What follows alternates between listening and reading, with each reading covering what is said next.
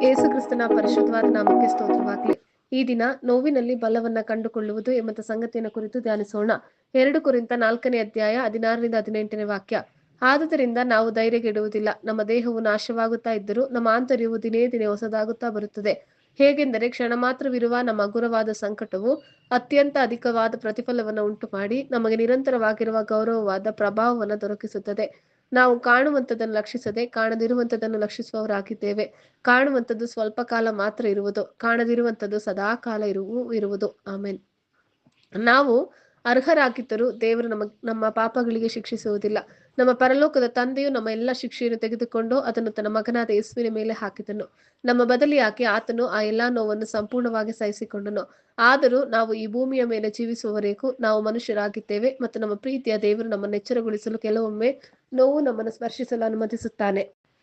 2 ಕೊರಿಂಥ 7:10 ಹೇಳುವಂತೆ ನಮ್ಮ ಪಾಪದಿಂದ ದೂರವಿರಲು ಮತ್ತು ಯೇಸುವಿನ ಕಡೆಗೆ ತಿರುಗಲು ನಮಗೆಲ್ಲರಿಗೂ ಜ್ಞಾಪನೆಗಳು ಬೇಕಾಗುತ್ತವೆ. ದೇವರ ಚಿತ್ತಾನುಸಾರವಾಗಿರುವ ದುಃಖವು ಮಾನಸಾಂತರವನ್ನುಂಟು ಮಾಡಿ ರಕ್ಷಣೆಗೆ ಕಾರಣವಾಗಿದೆ. ಆ ಮಾನಸಾಂತರದಲ್ಲಿ ಪಶ್ಚಾತ್ತಾಪಕ್ಕೆ ಆಸ್ಪದವಿಲ್ಲ. ಆದರೆ ಲೋಕದವರಿಗಿರುವಂತಹ ದುಃಖವು ಮರಣವನ್ನುಂಟು ಮಾಡುತ್ತದೆ. ದೇವರು ನಮ್ಮನ್ನು ನಿದ್ರೆಯಿಂದ ಎಬ್ಬಿಸುವ ಒಂದು ಮಾರ್ಗವೆಂದರೆ ನೋವು. ನೋವು ಒಂದು ಎಚ್ಚರಿಕೆಯ ಗಂಟೆ. ಕೀರ್ತನೆ 105:25. ನೋವು ನಮ್ಮನ್ನ ಶೋಧಿಸುತ್ತದೆ. 1 ಪೇತ್ರ 1:6-7. ನೋವು ನಮಗೆ ಪರಲೋಕ ನಮ್ಮ ಮನೆ ಎಂದು ತೋರಿಸುತ್ತದೆ. ಲೂಕ 16:22. ಕಷ್ಟಾನುಭವವು ಹಿತಕರವಾಯಿತು. ಕೀರ್ತನೆಗಳು 119:71. ನೋವು ಉತ್ತಮ ಶಿಕ್ಷಕ. 2 ಕೊರಿಂಥ 1:6. ನೋವು ದೇವರ ಮೇಲೆ ಅವಲಂಬಿತವಾಗಿರಲು ಕಲಿಸುತ್ತದೆ. 2 ಕೊರಿಂಥ 1:9. ಹೆಚ್ಚು ನೋವು ಹೆಚ್ಚು ಬಡ್ತಿ. 2 ಕೊರಿಂಥ 1:5. ನೋವು ಕೇವಲ ಅವಶ್ಯಕತೆ ಮಾತ್ರವಲ್ಲ, ಆಶೀರ್ವಾದವೂ ಆಗಿದೆ. ಯಾಕಂದರೆ ಅದು ನಮ್ಮನ್ನು ಎಚ್ಚರಿಸುತ್ತದೆ, ನಮ್ಮನ್ನು ಸರಿಪಡಿಸುತ್ತದೆ, ನಮಗೆ ಮಾರ್ಗದರ್ಶನ ನೀಡುತ್ತದೆ ಮತ್ತು ನಮ್ಮನ್ನು ಯೇಸುವಿನ ಬಳಿಗೆ ತರುತ್ತದೆ. ನೋವು ಹಲವು ವಿಧಗಳಲ್ಲಿ ಆಶೀರ್ವಾದವಾಗಬಹುದು ಮತ್ತು ಮೊದಲನೆಯದು ಎಚ್ಚರಿಕೆಯ ವ್ಯವಸ್ಥೆಯಾಗಿದೆ. ಒಬ್ಬ ವ್ಯಕ್ತಿಯು ಅವನ ಮತ್ತು ಅವಳ ಕಾಲ್ಬೆರಳನ್ನು ಸವರುವಾಗ ಅದು ನಿಸ್ಸಂಶಯವಾಗಿ ಒಳ್ಳೆಯದನ್ನು ಅನುಭವಿಸುವುದಿಲ್ಲ. ನೋಹನು ತನ್ನ ನೆರೆಹೊರೆಯವರೆಲ್ಲರ ಅಪಹಾಸ್ಯವನ್ನು ಸಹಿಸಿಕೊಂಡನು. ಅಬ್ರಹಾಮನು ತನ್ನ ಒಬ್ಬನೇ ಮಗನನ್ನು ಸಮರ್ಪಿಸುವ ಹಾದಿಯಲ್ಲಿ ನಡೆದನು.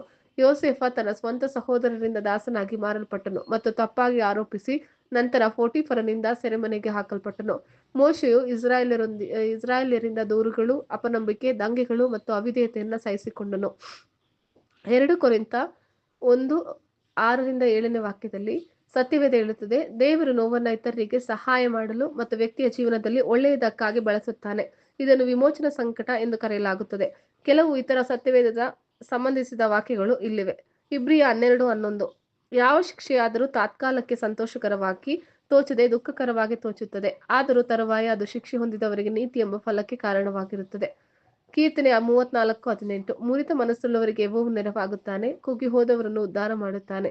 ಫಿಲಿಪ್ಪಿ 4:6-7. ಪ್ರಾರ್ಥನೆ, ವಿಜ್ಞಾಪನೆ ಮತ್ತು ಕೃತಜ್ಞತೆಯೊಂದಿಗೆ ದೇವರಿಗೆ ವಿನಂತಿಗಳನ್ನು ಪ್ರಸ್ತುತಪಡಿಸಿ.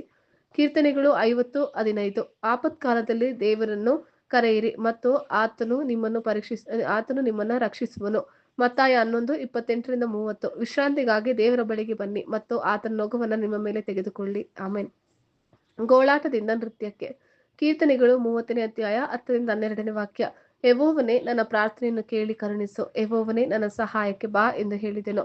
ಆಗ ನೀನು ನನ್ನ ಗೋಳಾಟವನ್ನು ತಪ್ಪಿಸಿ ಸಂತೋಷದಿಂದ ಕುಣಿದಾಡುವಂತೆ ಮಾಡಿದ್ದಿ.